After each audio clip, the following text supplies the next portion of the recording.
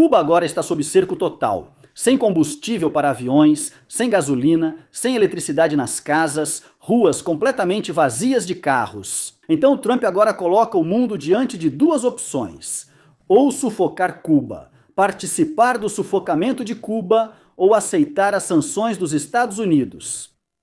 Mas a pergunta é: por que a China não intervém para salvar esse país, Cuba? Por que a Rússia também não intervém? Será que Cuba também foi oferecida como bode expiatório, assim como Maduro foi antes? Temos detalhes muito importantes hoje, mas depois deste intervalo. Fiquem conosco.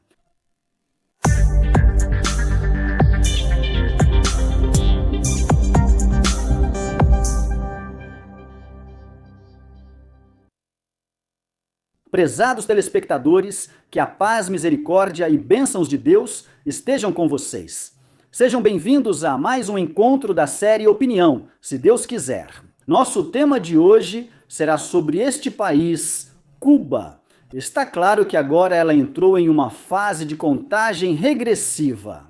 Depois de termos falado anteriormente sobre a crise na Venezuela, sobre a crise no Irã, agora dedicamos este episódio à crise em Cuba, porque a situação em Cuba começou a sair do controle. Os sinais de colapso começaram a aparecer e em breve todos os olhares estarão voltados para este país. Este país que entrou em um cerco severo dos Estados Unidos, ficou sem petróleo e sem eletricidade. Já faz mais de um mês que nenhum suprimento de petróleo chegou aos portos de Cuba e as reservas locais de petróleo começaram a se esgotar. O país entrou em uma crise muito grave, a ponto de o governo cubano ter reduzido os meios de transporte público para economizar essa quantidade restante de petróleo que eles têm hoje. Além disso, milhares de trabalhadores foram demitidos como uma política de austeridade para que esse petróleo restante dure mais tempo. Como indicam hoje vários jornais internacionais, essas cidades cubanas ficaram quase sem carros.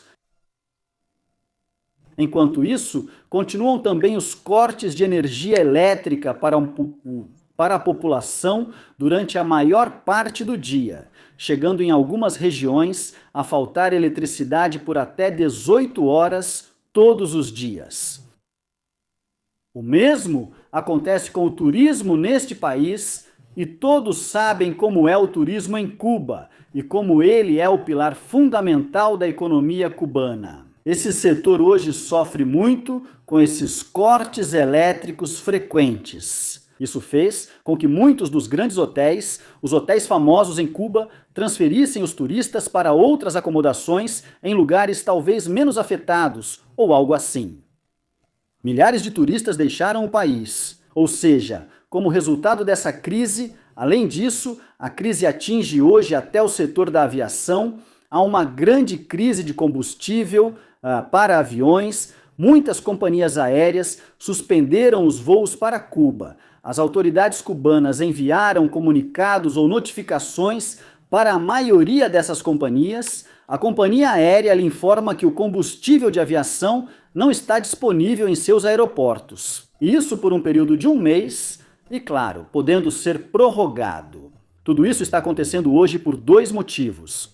O primeiro motivo é o bloqueio severo imposto pelos Estados Unidos, já que Donald Trump ameaça todos os países do mundo. Qualquer país que fornecer combustível para Cuba será submetido a altas tarifas pelos Estados Unidos.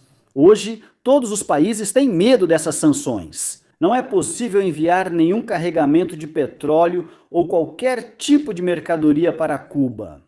O último carregamento de petróleo que chegou a Cuba foi no dia 9 de janeiro e veio do México. O segundo motivo que também agravou essa crise em Cuba foi a submissão da Venezuela às exigências de Trump. Desde o sequestro do presidente venezuelano Maduro, não foi enviado nenhum suprimento de petróleo da Venezuela para Cuba, e a Venezuela era recentemente o principal fornecedor de petróleo para Cuba. Esse é exatamente o plano de Trump, que hoje está alcançando grandes sucessos. Trump quer subjugar Cuba, assim como a Venezuela está começando a se submeter hoje. E para que Cuba se submeta, vão fazê-la viver em completa escuridão. Tudo vai parar em Cuba. A vida vai parar nessa ilha, Cuba. Por causa do corte de energia, apenas alguns dias ou semanas. E esse cenário suspeito vai acontecer, porque as estimativas dizem que as reservas de petróleo de Cuba duram apenas 2 meses.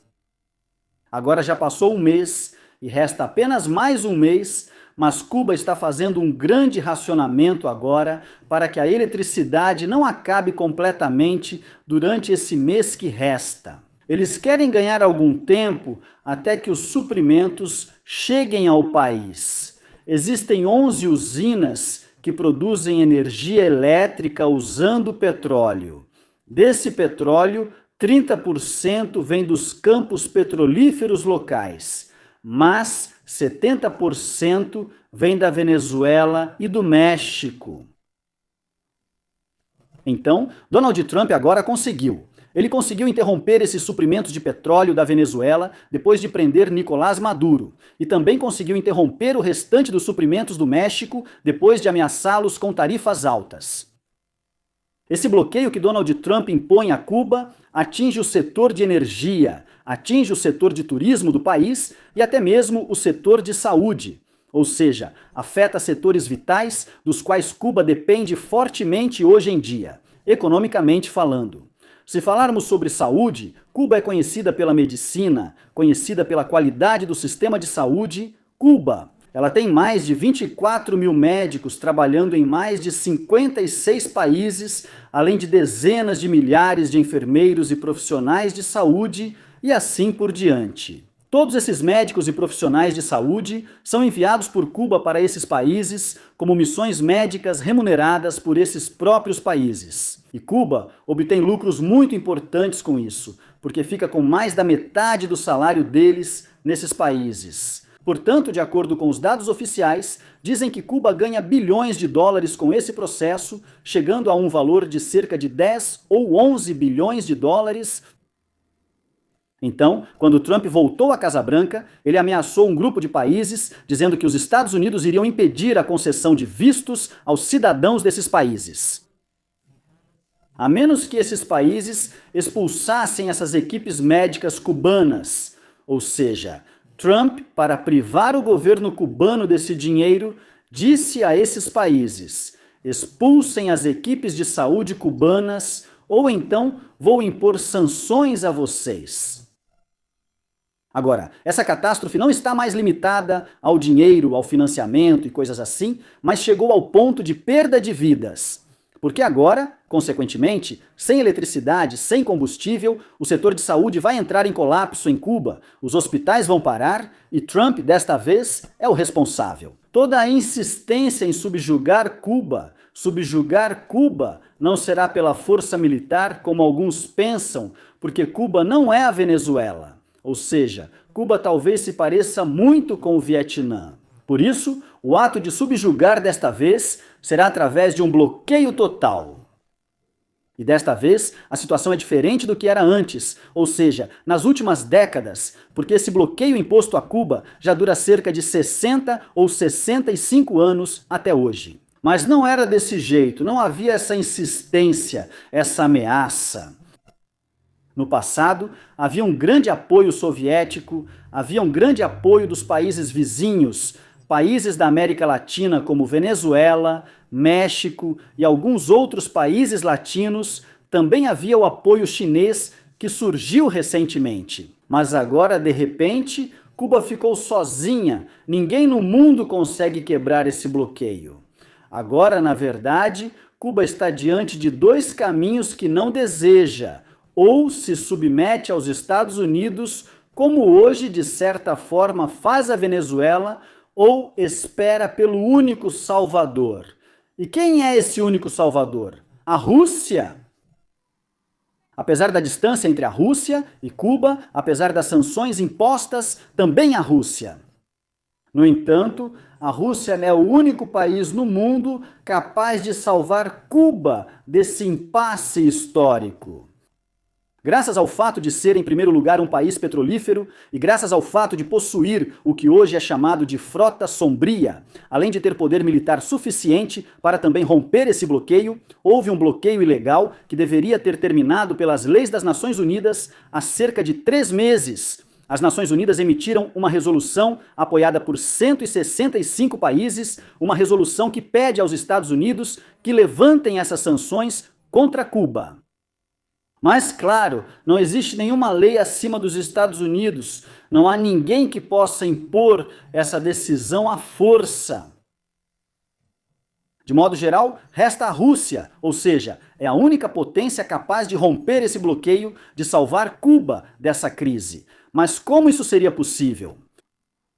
O vice-ministro das Relações Exteriores da Rússia, Sergei Ryabkov, fez uma declaração dizendo que a Rússia apoia Cuba. Disse que a Rússia está fornecendo agora ajuda material e afirmou que há carregamentos de petróleo a caminho de Cuba como ajuda humanitária.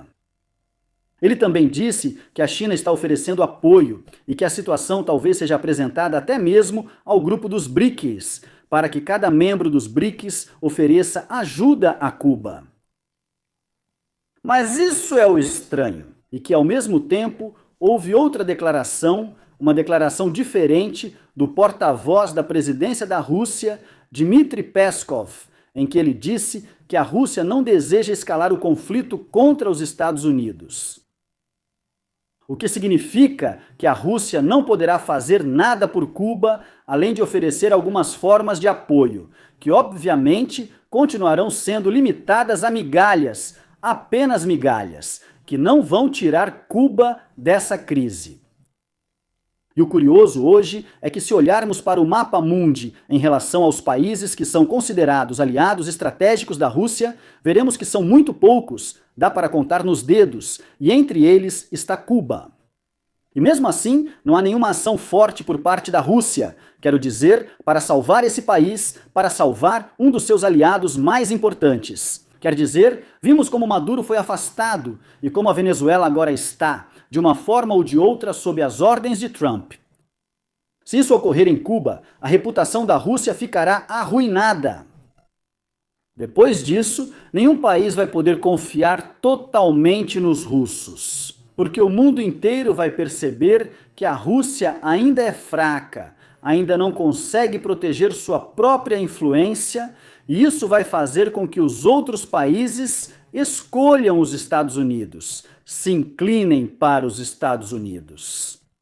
Até mesmo esses países do BRICS, como o Brasil, como a África do Sul, por exemplo, o papel deles está chegando e será imposto a eles o limite dos planos do BRICS. Portanto, a Rússia agora está diante de suas decisões, uma decisão crucial, diante de um verdadeiro desafio. Ou escolhe o confronto e a escalada rompendo o bloqueio de Cuba, ou perde esse país e perde sua reputação no cenário mundial. Por isso, hoje há demandas vindas de dentro da Rússia. Especialistas políticos também estão pedindo que a Rússia intervenha. Dizem que declarações e expressar preocupação não servem para nada. O que ganhamos com declarações e expressões? E assim por diante. Eles dizem que é preciso intervir no campo, quebrando esse cerco, e hoje alguns deles sugerem que cada navio cargueiro indo para Cuba seja acompanhado por um navio militar para que não seja apreendido pelos americanos.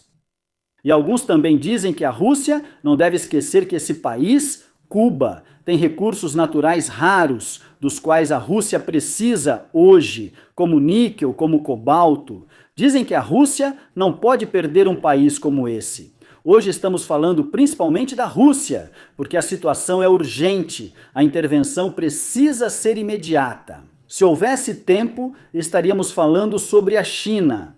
Poderíamos dizer que a China também deveria intervir e que, no mínimo, deveria oferecer alguma coisa. Os painéis solares para esse país, que tem uma boa radiação solar, ou seja, projetos de energia solar, são bem-sucedidos nesse país. Mas, apesar disso, na verdade, o que se aplica à Rússia também se aplica à China. Por que eu digo isso? Porque a China também pode intervir de forma urgente, pode salvar Cuba de uma maneira suspeita. Na verdade, ela pode acabar com toda essa crise em apenas uma semana, no máximo. Como assim? Enviando uma estação de energia nuclear flutuante. A China entrou recentemente nesse campo e agora possui usinas nucleares flutuantes, ou seja, navios que geram energia elétrica por meio da energia nuclear. Assim, eles podem enviar um desses para Cuba e, consequentemente, restaurar a eletricidade nesse país. Ou seja, prestem bastante atenção. Se realmente houver um acordo de intervenção entre apenas dois países, entre a China e a Rússia, eles poderiam salvar Cuba hoje. A China forneceria eletricidade, produtos elétricos e assim por diante, e a Rússia forneceria petróleo. Mas o problema, como eu disse, é que eles recusam o confronto, recusam a escalada. Portanto, diante dessa recusa, Cuba não terá outra opção a não ser ceder, a não ser atender a todas as exigências feitas. E esse é um passo importante para realizar o princípio de enfrentar Monroe. O hemisfério ocidental realmente se tornará americano. Então fica a pergunta para vocês, queridos telespectadores. Vocês acham que a Rússia vai arriscar um confronto militar para quebrar o bloqueio e enviar petróleo? E o mesmo vale para a China? Ou será que o pragmatismo dos interesses desses países vai fazê-los sacrificar Cuba? Assim como aconteceu com a Venezuela? Respondam para a gente nos comentários. Que a paz, misericórdia e bênçãos de Alá estejam com vocês. Até logo!